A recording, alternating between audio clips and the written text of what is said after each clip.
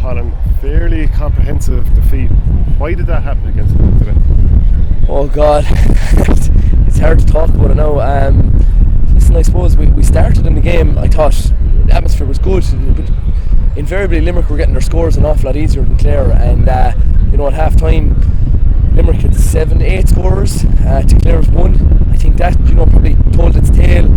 Clare or Limerick tacked on 5 or 6 points at the end of the first half that kind of took a small bit of the gloss off Clare's. I thought they actually played well in the first half. They were matching them physically, but just finding it hard to get scores. The ball was coming into John. It was 6 frees, 1 from play.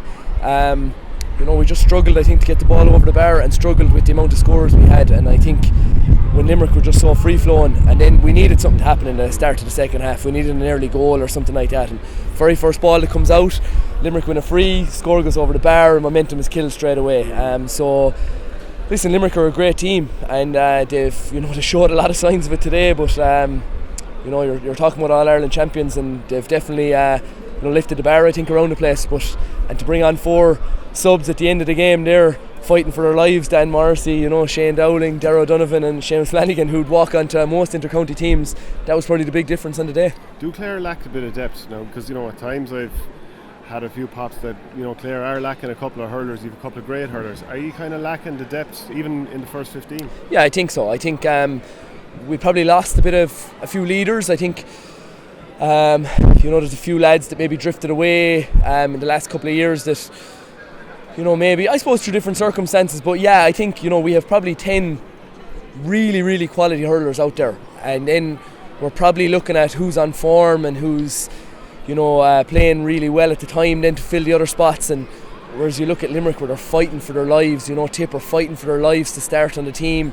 We're kind of looking at lads, are they showing form in training, and it's kind of a case of you're in. And but now listen, in saying that, I've probably been I don't know, was I kind of saying Colin Malone was deserving of a wing back spot. I actually thought he was a real workhorse, but he was phenomenal today, and it's very hard to blame the 6 backs today. The quality of ball coming in, David McInerney was so frustrated towards the end of the game, with the ball coming into Aaron Gillan. I think he just wanted to hit anything, he was just looking at it going, if I swing a hurley here, I'm sent off. And in fairness to him, listen, he kept his cool, but it must have been so frustrating, dealing with that ball coming in. It's impossible to defend. So how do you go from a team that is in an All-Ireland semi-final replay last year to, you beat Waterford by a point the first day, and both teams are getting hammered ever since. How's it gone to that? Yeah, listen, I suppose form. I suppose Colin Galvin was hurling out of his skin last year. John was, knacking or tipping away with 4 or 5 points every game last year. Shane O'Donnell the same, was getting a goal here and a goal there, and we were probably just a bit more free-flowing in terms of our scoring last year, and that makes a big difference. I think we've really struggled to get scores on the board in all the games this year, apart from, obviously Tony scored 5 points, but Tony didn't score last week, I don't think. Got a point today. You need them lads, you need Cullum to be getting 2 or 3, Tony to be getting 2 or 3, Podge to be getting 2 or 3. You need scores from play to get you to 110 at least, if you think you're going to be in it. Yeah. If you're doing it too, the keeper there taking puck outs, you're thinking, if I go long, I'm going on top of 3 giants, and then he is trying to go short, and you can understand because he wants to draw Limerick out. But they're going wrong the same way they did against Tipperary as well. What do you do differently?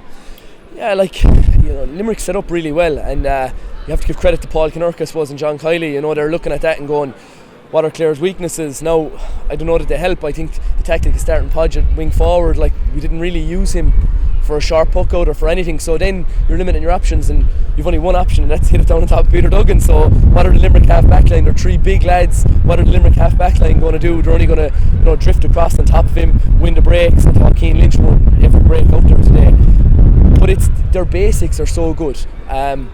Sean Finn, Mikey Casey, Declan Hannon got 3 flicks there in the first half of lads were running through. Their basics, they're blocking, they're hooking, they're so crisp with their passing. Their basics are so good that I think that's where the art of defending, they really do swarm on you and not give you much time, and that really was a big problem for Clare today.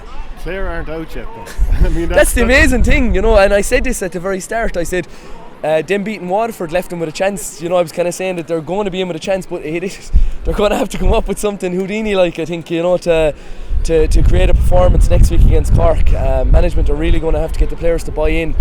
We just looked like we'd no plan out there today. you know, regarding, like people talk about sweepers and stuff like that, but like the only tactic, you know, plan B isn't a sweeper every day. You know, there's different ways to play, bringing our half forward line out, crowd in the middle, leaving the space inside for our full forward line. We just don't seem to be doing that. We seem to be kind of, we're lambs to the slaughter at one end of the field and we're not creating enough space up the other end. And well, listen, we're going to need, like, you know, the strange thing is Limerick beat Tip next week and Clare beat Cork and Clare are back in it, and it's, you know, listen, stranger things have happened. You know, they're going to go into the park next week, they're only going to have to concentrate on beating Cork, and then seeing, you know, where everything lies after that. And today in Limerick's performance and the way Tip are playing, that'll be an absolute cracker. Are Limerick the All-Ireland favourites again now? They lost against Cork, but ever since they've just been unbelievable. Yeah, I think so. You know, it's hard to take that, you know, mantle off them. They're league champions, they're Munster League champions. Listen, Tip are going about their business. They're definitely, you know, reformed, but there's probably going to be 2 or 3 teams who are going to come out of their provincial championships thinking they're going to win in All-Ireland. At the minute, Limerick's strength and depth is phenomenal. You know, I don't even think Tip have that strength and depth.